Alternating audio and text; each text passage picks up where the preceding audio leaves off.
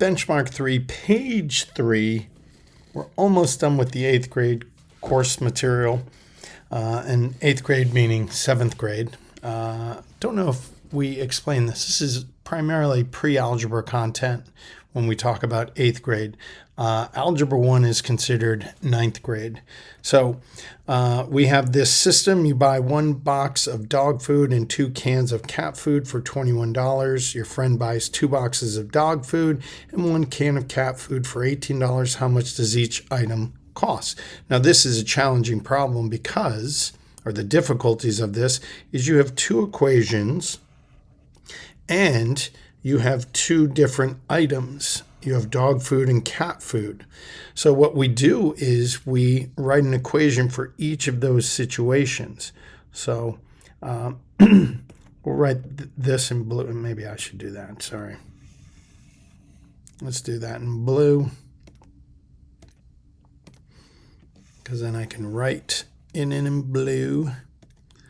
So if I write this, 1 box of dog food, 1D plus 2 cat should equal $21. So 1 dog food, 1 can of dog food, plus 2 cans of cat food. And now let's take the green one. My friend buys 2 boxes of dog food and 1 can of cat food, and that costs $18.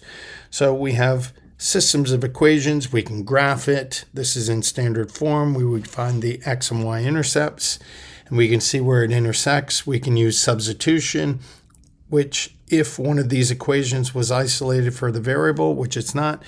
So I'm going to use elimination through addition and subtraction, but I'm going to first multiply this by -2. I'm going to find a proportional equation. I'm going to multiply each of the 3 items by -2, which gives me -2d minus 4c equals -42. -2 times 1d is -2d. -2 times 2c is -4c. -2 times 21 is -42. This other equation I'm just going to bring across. I don't have to manipulate it.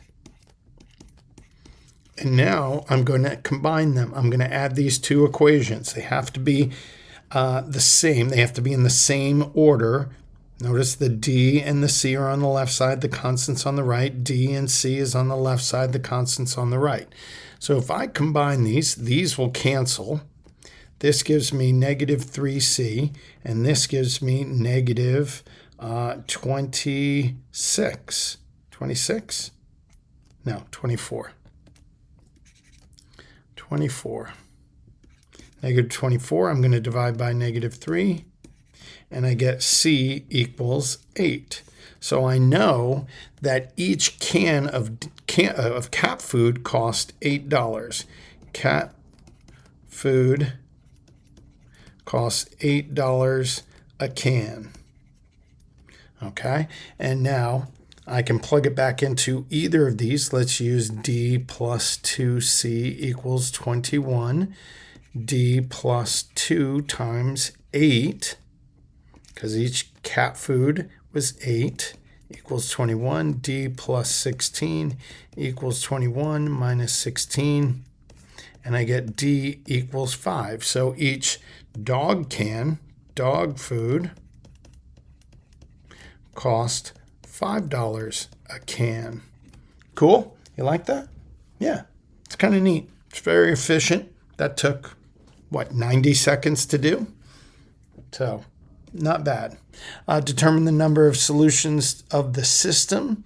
So again, if we want to eliminate and we want to see, so I'm going to eliminate the x's by multiplying this top equation by -1.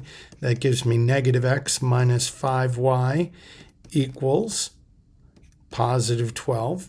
I don't have to manipulate this because I'm going to keep this like this. And then I'm going to combine. Notice the x's cancel. I get -15y equals 30. And since my variables did not cancel, I know that I'm going to have one solution. Do I have to give the solution? No.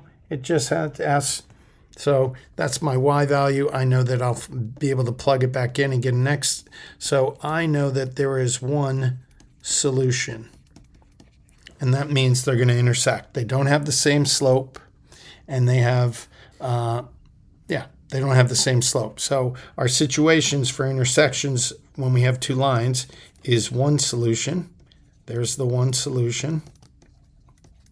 They can be parallel, which is no solution. And lines that are parallel have the same slope, but different y-intercepts. And then they could be the same line. And that is infinite many solutions. Infinite many. And this has the same slope and the same y-intercept. And this one has different slopes.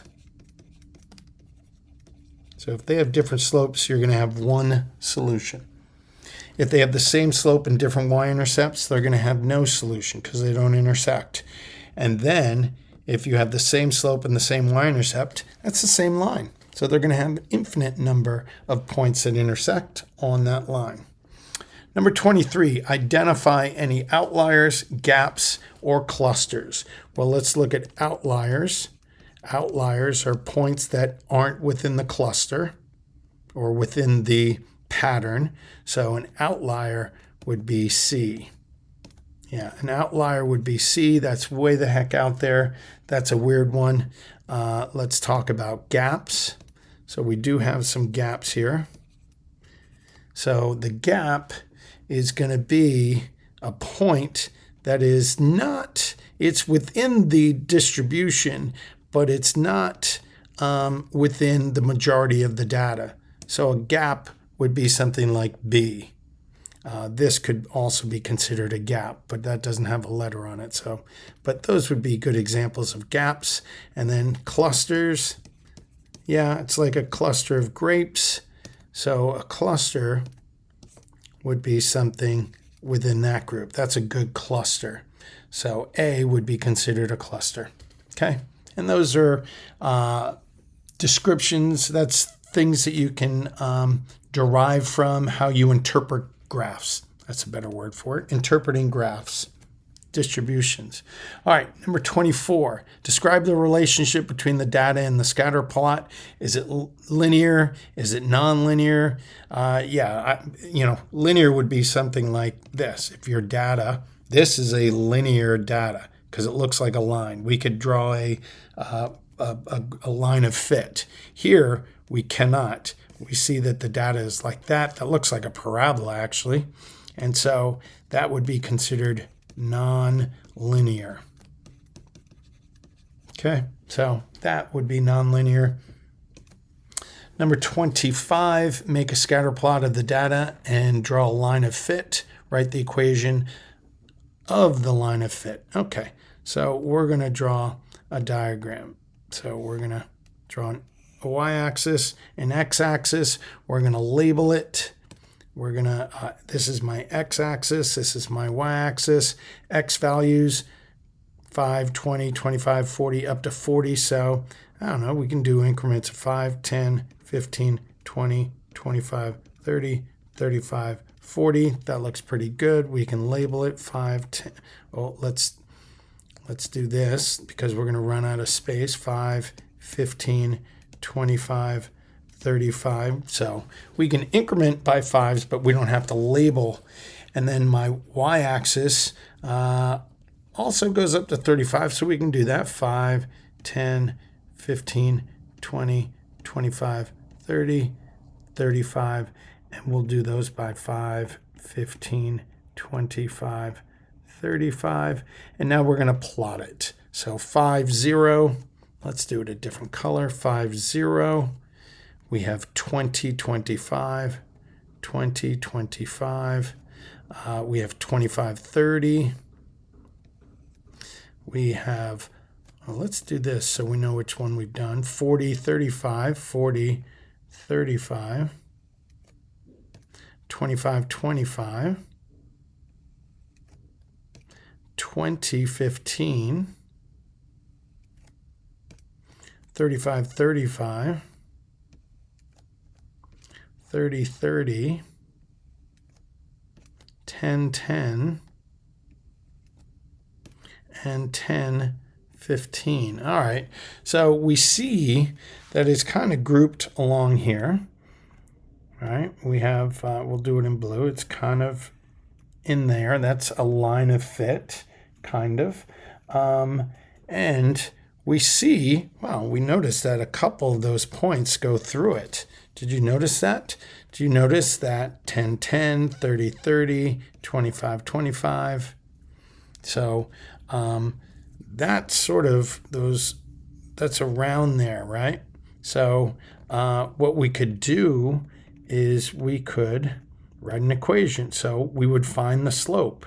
Slope is y over x. So that's 10 over 10 or 30 over 30. So I have a slope of 1. And then I have a y-intercept of 0. So my equation could be y equals x. So a slope of 1, y-intercept of 0 creates the equation y equals x. Up 1, right 1, up 1, right 1. Yeah, it's a pretty good line of fit. It's not always going to be exact. It's going to be an interpretation. So there is room for your own personal perspective. You collect data about the number of hours spent studying X and the test scores Y for several students. An equation of the line of fit for the data is y equals 4x plus 70. Interpret the slope and the y-intercept. So, number of hours spent studying. So let's draw this. This is hours. And this is test score.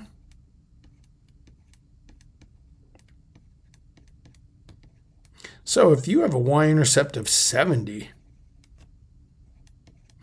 after 0 hours, and then for every hour, you're going to go up 4, right 1. So what it really interpret the slope and the y-intercept, well, meaning the y-intercept is the, without studying,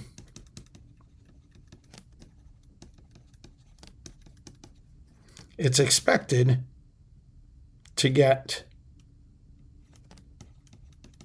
at least the 70%. And then for every additional hour, for every hour, your grade, your score, or the score increases by 4 percentage points. And that's the interpretation. So that's what's going on. So that's a pretty easy test. If you study 0 hours and you're expected to get at least a 70, that's a pretty easy test. So every additional hour after that, your grade, your score is looked to improve by 4 points. Good. All right. We got one more page left, so stick with it, and I'll see you in page 4.